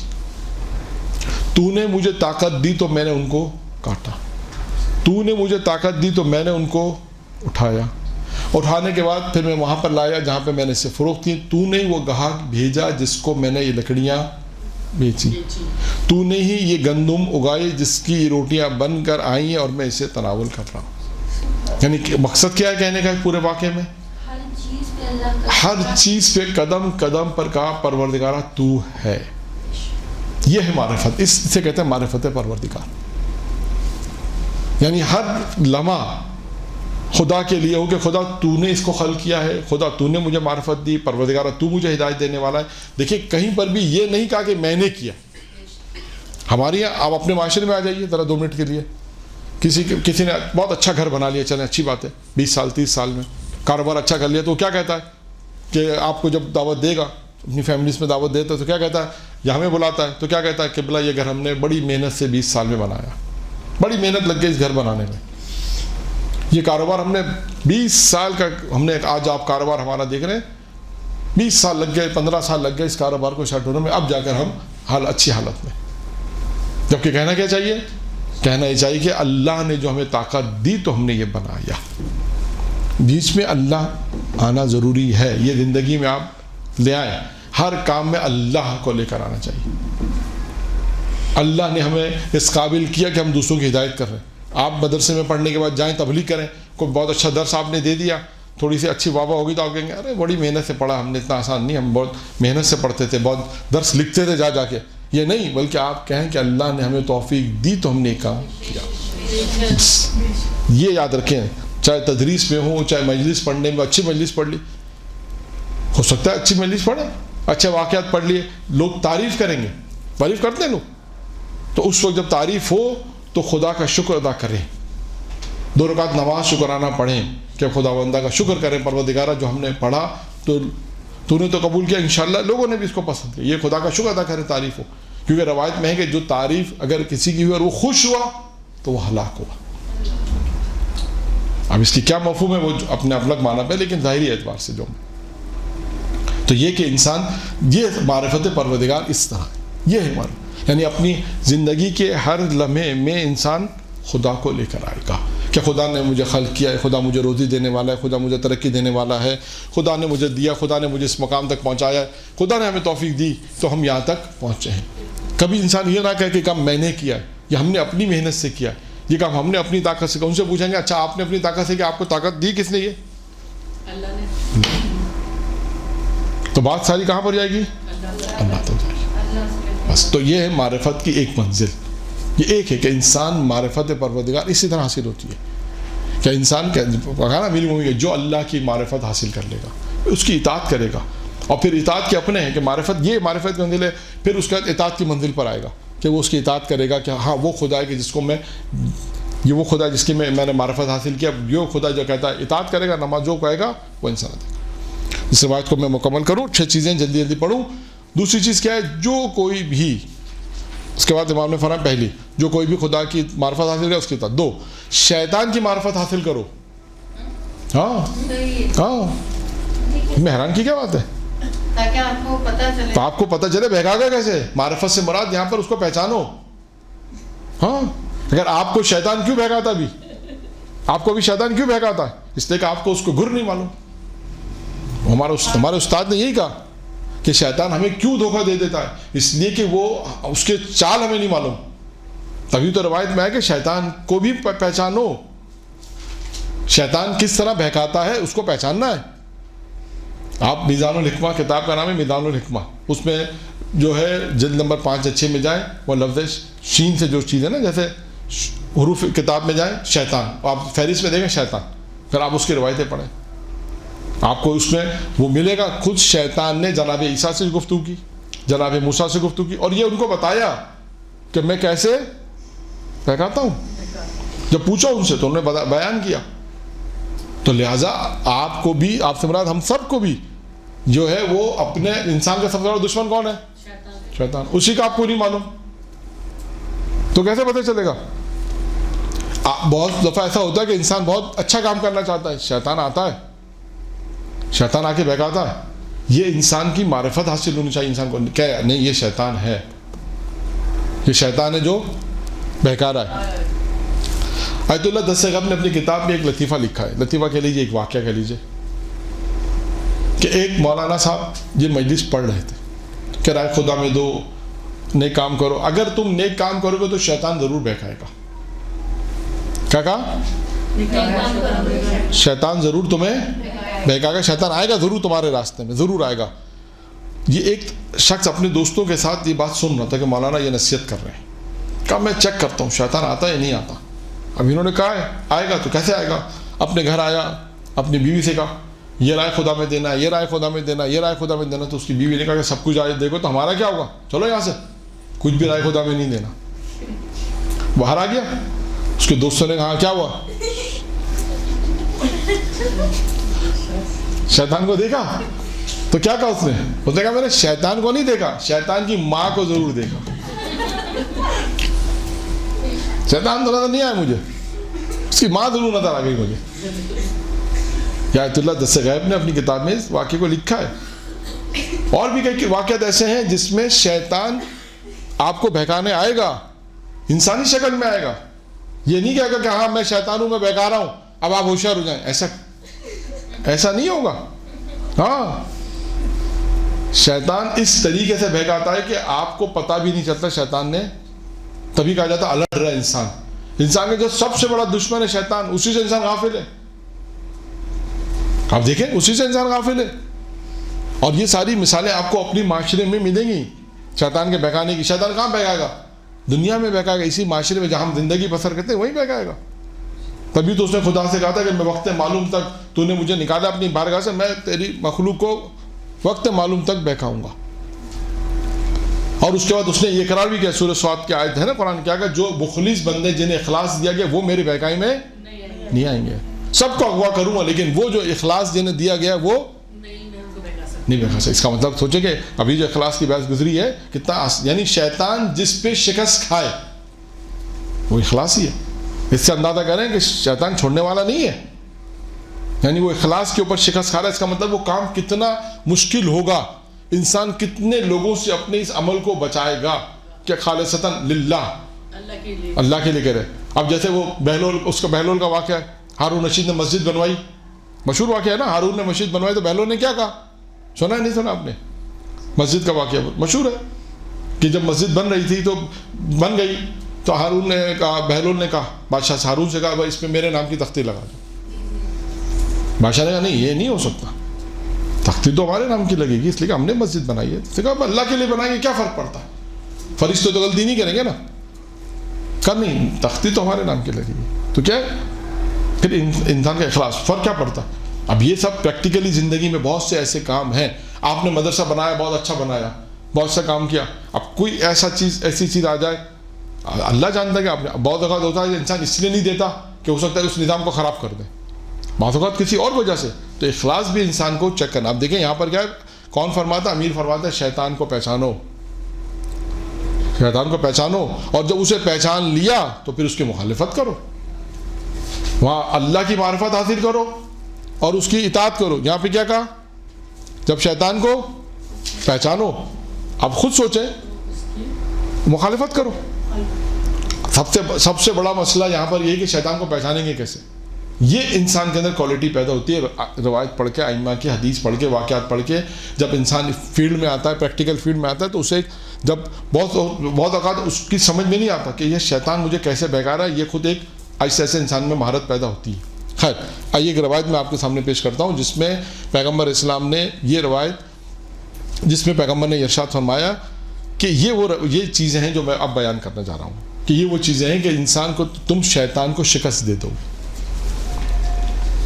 پیغمبر سے بات ایک شخص آ کے کہتا ہے مجھے نصیحت کرے, وہ نصیحت کریں جو مجھے, وہ چیزیں جو مجھے جنت میں لے جائیں. کیا کرے, وہ چیزیں جو مجھے جنت میں لے جائیں. یہ روایت میں نے اس والے درس میں بھی بیان کی تھی, آج سے شاید 1.5-2 سال پرانا درس تھا, اب نہیں معلوم آپ کا بیچ تھا, کون سا بیچ تھا, کہ جس میں وہ موضوع تھا کہ وہ کون سے اعمال ہیں جو انسان کو جنت میں پہنچاتے ہیں. یہ اس میں بھی یہ روایت ہے. اور یہاں پہ کیونکہ اس کو اس عنوان سے بیان کیا کہ اس میں پیغمبر نے کہا کہ شیطان پر تمہارا غلبہ ہو جائے گا, شیطان پہ تمہاری کامیابی حاصل ہوگی.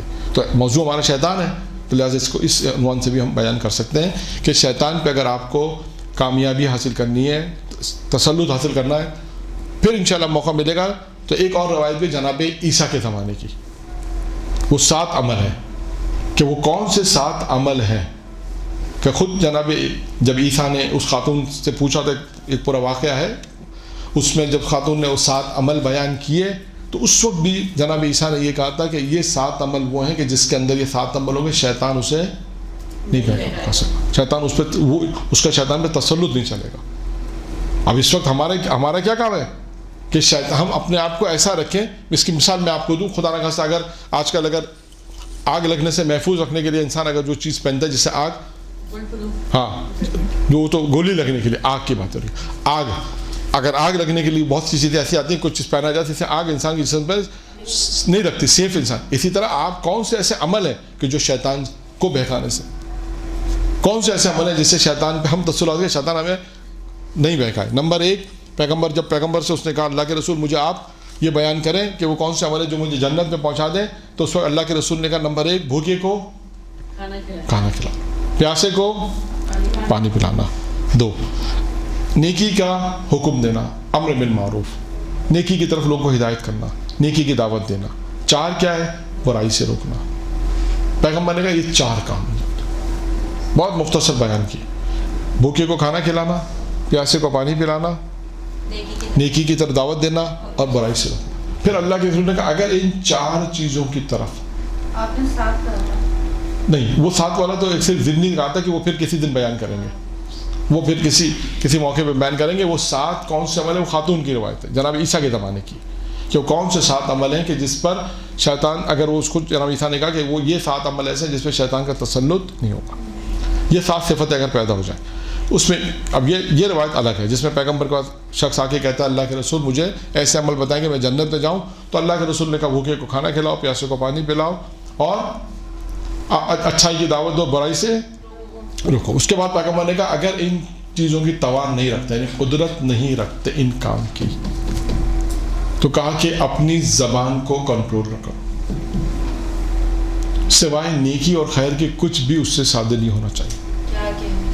کہ اگر ان 4 چیزوں کی توان نہیں رکھتے تو یہ اپنی زبان کو کنٹرول کرو، اپنی زبان کو قابو میں لاؤ، اور زبان کو قابو میں لاؤ اور سوائے اچھائی اور خیر کے اس سے کچھ چیز نکلنی نہیں چاہیے. پھر پیغمبر نے کہا کہ یہ 5 یعنی چیزیں، یعنی یہ وہ چیزیں ہیں کہ جو تمہیں میں نے بیان کی ہیں تو تم شیطان اسی صورت میں تم شیطان پر کامیابی حاصل کر سکتے ہو.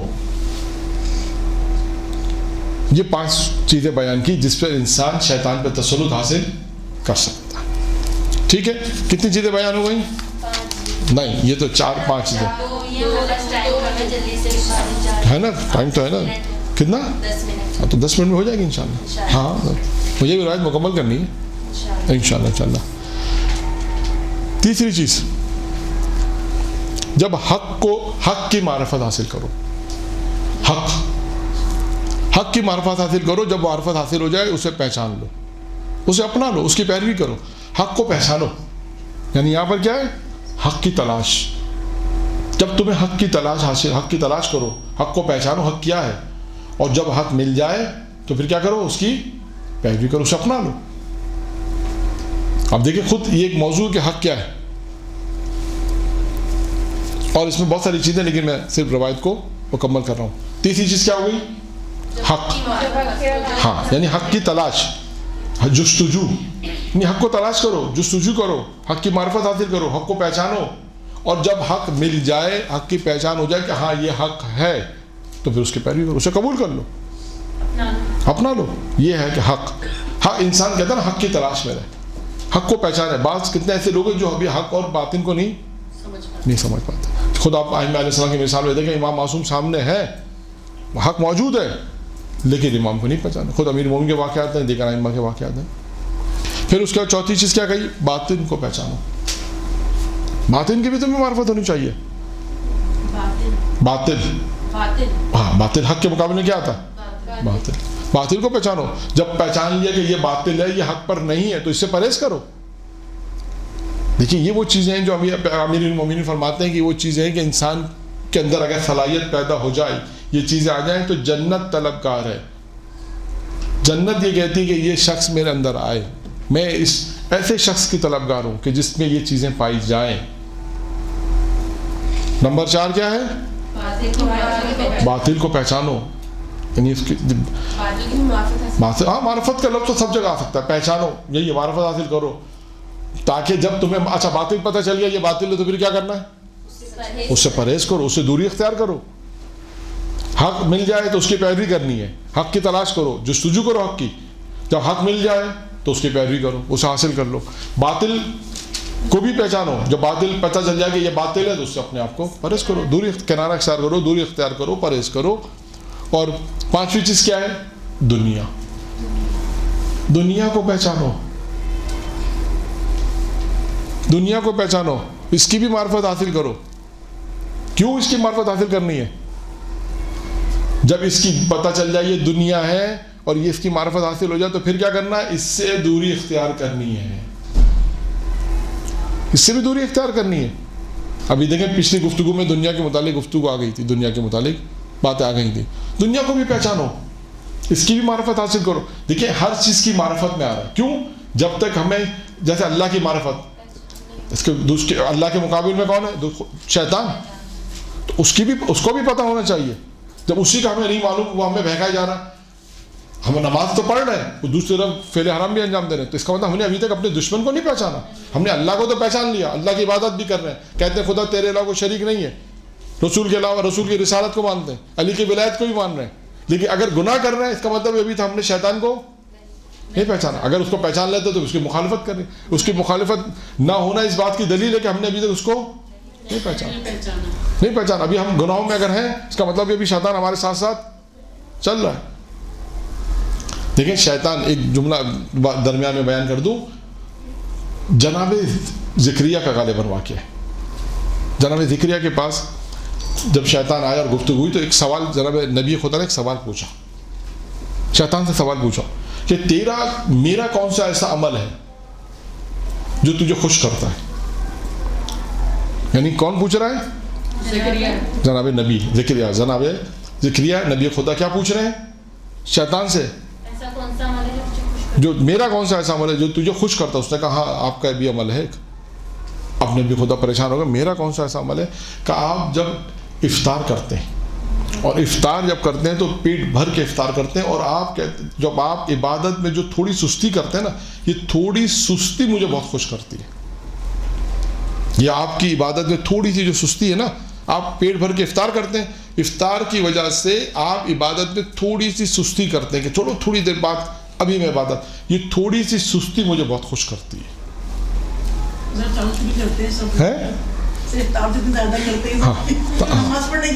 نعمت نہیں ہوتی. تبھی کبھی کہا جاتا ہے کہ نماز اذان ہو جائے تو پڑھ لے, اس کے بعد افطار کر لے. خیر بارہ اس کے اپنے وہ ہے.